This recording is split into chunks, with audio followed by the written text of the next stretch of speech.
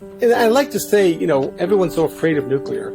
It's all virtual fear because nothing has actually happened. I mean, yes, Chernobyl, I know. I mean, almost 100 people died. I know it was horrible, terrible, but not thousands. Not thousands. 3 Mile Island, nothing. It didn't even get past the outer wall. Fukushima, no one died from radiation. People died from fear. 1,600 people died from forced evacuation when they didn't need to be evacuated. Yes. And that's sad. That's one of those consequences of being afraid and being misinformed, is that you make the wrong decisions. And it's costly both in life and in treasure. The Rational View is a weekly series hosted by me, Dr. Alan Scott, providing a rational, evidence-based perspective on important societal issues. Hello and welcome to another episode of The Rational View. I'm your host, Dr. Al Scott. On this episode, what about Fukushima? This is something you've probably heard if you're a nuclear advocate.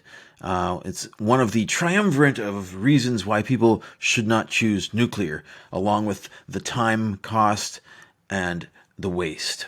Nuclear energy has now been recognized by a UN expert committee as the lowest carbon intensity of any major energy source. Anyone who has been involved in climate advocacy will have heard the common refrain, what about Chernobyl? What about Fukushima? We all know about the Chernobyl nuclear disaster. It was a horrible disaster. Radiation was spewed across the countryside after the reactor exploded. Roughly 100 deaths can be traced back to this disaster. Thousands of cases of preventable thyroid cancer, of which 15 confirmed deaths. This is not something we want to repeat, and it's not something that will be repeated. But what about Fukushima Daiichi? This was a more modern design. It still melted down after a huge earthquake and tsunami destroyed the surrounding countryside and flooded the reactor. In this episode, I'm going to dig into this issue and summarize my interviews with several nuclear and radiation health experts on the subject. I hope you enjoy it. If you do, please press like on your podcast app, send me a comment to share your thoughts, and share it with your friends. I'd love to see this getting more publicity because I think it's very important. If you like The Rational View, please consider visiting my Patreon page at patreon.podbean.com/TheRationalView. For an introduction to the Fukushima Daiichi accident, I'm joined by Dr. Philip Thomas, Professor of Risk Management at University of Bristol. Dr. Thomas has extensive experience in the chemical and nuclear industries and is co-author of the NREFS study, which developed an objective method of risk assessment in nuclear accidents, centered around a figure of merit he calls the J value, or judgment value. His research shows that the evacuations at Chernobyl and Fukushima caused more harm than they prevented in terms of loss of life expectancy. His work shows that rare radiation-induced cancers typically show up later in life and do not have a significant effect on the average life expectancy compared to the demonstrated damage done by removing people from their homes and support networks and putting them under enormous stress. I interviewed him on the 10th anniversary of the Great Tsunami.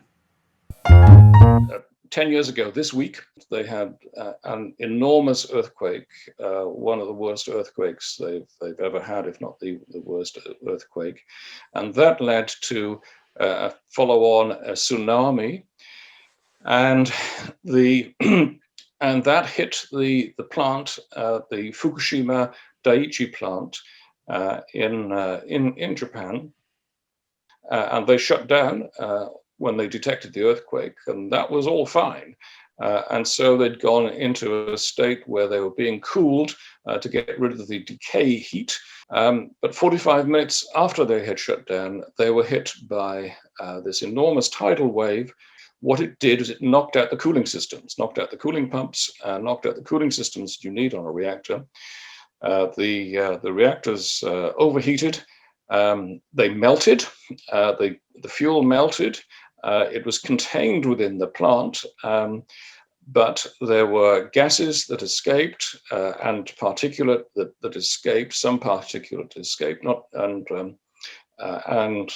in fact, they were actually hydrogen explosions, not nuclear explosions, but hydrogen explosions, which vented this to the outside world. About 110,000 people were told that they needed to evacuate, and which they did, and they were joined by about 45 to 50,000 of people who were living nearby who hadn't been told to evacuate, but decided to do so anyway. So it was around about 160,000 in total people evacuated. And so we examined that. I led it was actually a multi-university study. At my own university, I used the J-value method to look at it. Other universities, Manchester used optimal economic control to look at the problem, and the Open University looked at another method. They had a collaboration with Public Health England, and they looked at their codes. And the extraordinary thing is, and we were looking at this in 2012, a year after Fukushima, the extraordinary thing is that all these things were coming to the same conclusion, which surprised us, which was that it was not a good idea to evacuate people from after a big nuclear, the worst nuclear disaster at Chernobyl. The evacuation was exaggerated. About 5 or 10 times too many people moved out. After Fukushima, no one should have been moved, not 100,000, not 160,000. No one needed to move out of their homes. The first thing that I think our study actually showed was that people should be aware that you should be biased against moving people out. In almost no severe nuclear accidents should you be moving people out, certainly not many people. That's the first thing. But then, if we come to information, and the information could be better. The information was actually gathered by people flying around in helicopters and taking radiation measurements, and that's fair enough. We've looked at ways of improving on that, and I think that would be the next phase of what I would like to see happening. Because you can improve on that. Physics and technology have moved on. We now have drone technology, so it's potentially possible in the future to do far, far better. We have the information. We could use that information. We could translate that information on contamination into life expectancy harm that would be done, and we can do the whole job. And we can keep people informed in real time on an app on their phones. Oh, wow. Yeah, that would be really cool. So just to take a step back and look at the bigger perspective, what was the harm that resulted from this accident and from the evacuation? Can you summarize, how many people died, how many people got cancer, what happened, and what was the result of those actions? Well, no one died as a result of radiation exposure. The harm that was done was actually the best estimate we have of the harm that was done was about 2,000 people who were in old people's homes, and older people were moved out, and about over 2,000 of those died prematurely, earlier than you would have expected that a similar cohort to die within the next 3 years. And we've looked at the life expectancy that was lost and so on. So the net effect of the evacuation, not of the accident, but of the evacuation, was to cause some premature deaths. If we think about the harm, well, we can translate the radioactive dose that people receive, we now have measurements of, quite good measurements of the radioactive dose. The UN, the United Nations Standing Committee on the effects of atomic radiation, has done some very good work in this area. We can use that to estimate not what dose people did receive. They did, well, we have that as well, and they received small amounts of radioactive of dose and radiation dose, but very, very small indeed, in the level of 1 or 2 millisieverts, which would have very little effect on them at all. One or 2 millisieverts, just to put it in perspective, is on the order of a typical background annual dose. Yes. At background radiation, that area is around about 2 millisieverts per year. So yes, exactly so. But we found that if the people had stayed in the worst affected town, which was Tomioka, there were 16,000 people there. They were all moved out. If they had stayed there, then they could expect to have lost over the next, till to the end of their lives, basically over the next 70 years.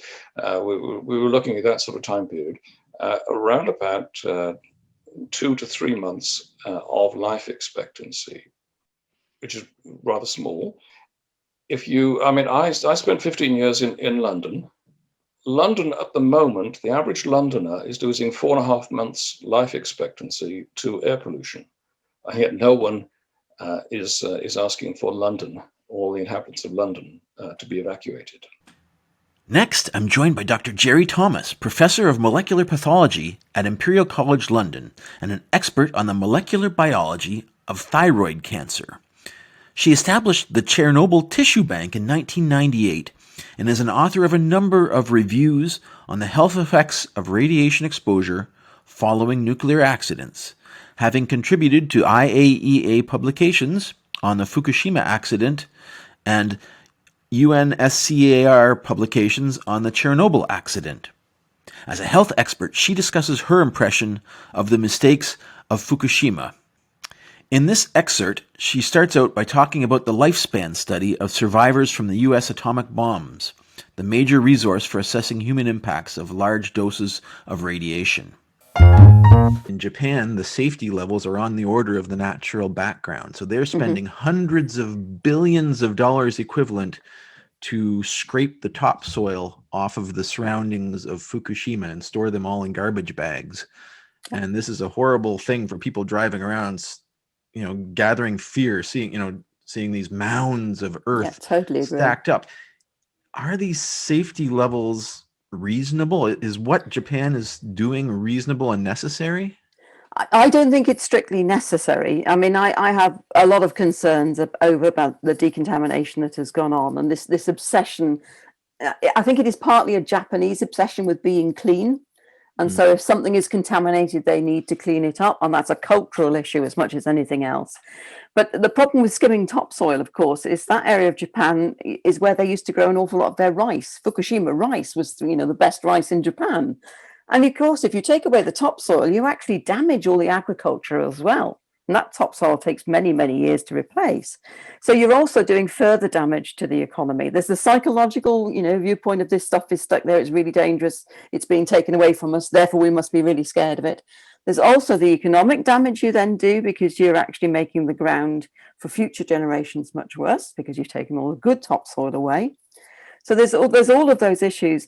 And I think this is where I have a real bugbear with regulators and things like that, is if you look at one risk and that is all you focus on, and you're not aware of other risks that you might be generating by your actions to minimize that one risk, you can actually make things an awful lot worse for people. And I think that is our problem with radiation. We are focused on this nightmare of it might give us cancer. And that is all we think about. We don't think about how our actions will affect other people around us, will affect future generations, and will affect the future economy. And all of those, as we've seen through the COVID pandemic, when your economy starts coming into problems and people start losing their jobs, there are mental pressures and all sorts of things. And that's exactly what we have seen in Japan. The disruption of society and community that went on through the evacuation has caused huge health problems. Nothing to do with the radiation. The radiation, and I've said this many times, the radiation did not kill anybody and it will not kill anybody. The problem is that our actions that we have taken, because we're so scared of the radiation, has actually killed an awful lot of people. About 1,700 people died as a result of a very hurried evacuation. Now, it's difficult to say that that should never have happened because this was not just a nuclear accident. There was also an earthquake and a tsunami to think about. So there may well have been other reasons why those people had to be evacuated. But I think it was done in a rush without proper medical support in some cases, simply because people were running away because they were scared of the radiation. Yet we know from good studies in Japan that if you actually did the same procedure, but with the appropriate support, people didn't die. So our emergency response to it, to run away, killed more people than the radiation ever would have done.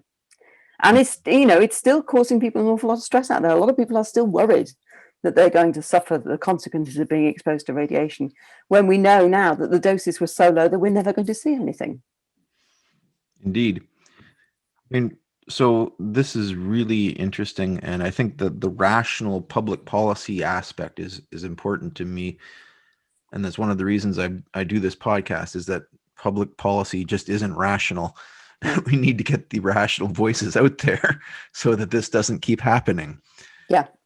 So well, funny enough, we actually published a paper. It was all written and sewn up and gone to the publishers before Fukushima happened. To mark the 25th anniversary of the Chernobyl accident, we published a big review in one of the clinical journals. And we'd said in the editorial there, the thing we did not learn from Chernobyl was how to communicate effectively the risk from radiation exposure. And then a month before that was actually due to hit the newsstands, Fukushima happened. And you just felt, oh God, we're going through all of this again. We're going to make all the same mistakes. And it was painful watching us make all the same mistakes again. Yeah, the public reaction has been problematic, to say the least, in terms of governments shutting down their nuclear fleets and building up coal. And, the amount of deaths as a result of the changes in energy policy are staggering.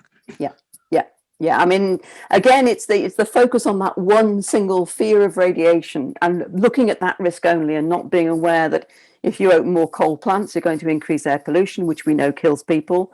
If and then you've got the issues of climate change. And I'm not one of these people who believes that everybody's going to die as a result of climate change, but there will be significant environmental changes which will impact on public health. So you have to consider all of these things. You shouldn't be considering one risk on its own. You should be taking, as we do in medicine, we take an idea of the risk in the round. I mean, nobody would offer themselves for an operation if you didn't believe that was going to be the best thing for you. But there are risks in having an operation. But we know the way operations are performed and the people who do them are appropriately skilled, and therefore we minimize all those risks. And we can do the same thing with nuclear power. In fact, nuclear power is the safest way to produce energy. But you wouldn't believe that if you Googled it. It's because quite often, a lot of the time, it's the science takes so long to do to get results that we're confident with, especially when you're looking at cancer studies after radiation exposure. We need 20, 30, 40 years worth of data. So somebody else can say whatever opinion they have in that 20, 30, 40 years, but you as a scientist can't come out and say, well, no, we do know the answer, because it takes 20 to 30 years to get there. So you're always on the back foot and always having to defend the science. Whereas I think now, with the results from the lifespan study in Japan that you quoted earlier, which actually another thing that people misunderstand about that is they think it's all high dose. It's not. Nearly half of that cohort had less than 5 millisieverts, which is equivalent to 2 years living in Britain, for example, from the radiation dose. A lot of the population that survived the initial blast had quite low levels of exposure. So we've got that low dose study. We've got Chernobyl, which actually for most of the time is a low dose study, if you're looking at the population rather than the workers themselves. And we've had 35 years after Chernobyl, and we've had nearly 70 years after the Japan bombs. So we have massive amount of data now. So we should be looking at it and saying, actually, we got this wrong. This is not as dangerous as we think it is. And I think people are starting to do that. But it was only after Fukushima that I think the scientists woke up and said, we have to do something about this, because actually what's being reported in the media is not correct. Yes. Even just this morning on CBC and Canadian radio. They were doing a retrospective of the Fukushima disaster, and the announcer said 20,000 people were killed by the meltdowns in Fukushima on national radio. It's like, no. I was just listening to our BBC News, and there was a report by Rupert Wingfield-Hayes, who I know very well, and I've actually been around the Fukushima area with him. And a lovely report, talked mainly about the tsunami, but the introduction by the newscaster was, the tsunami and the earthquake and the nuclear accident or nuclear disaster. And they keep using the term disaster. I don't use the term disaster. It's an accident. We made it a disaster.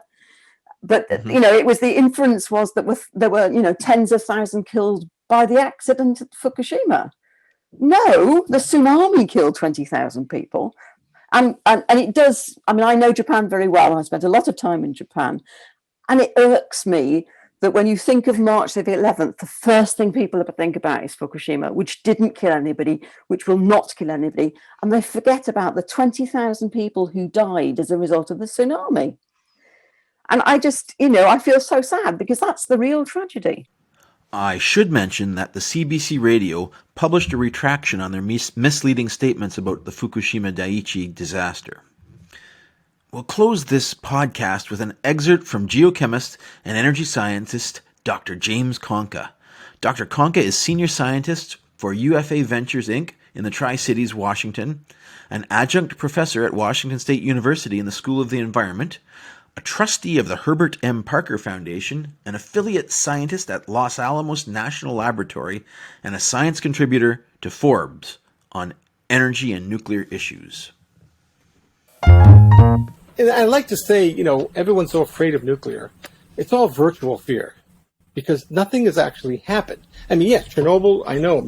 Almost 100 people died. I know it was horrible, terrible, but not thousands. Not thousands.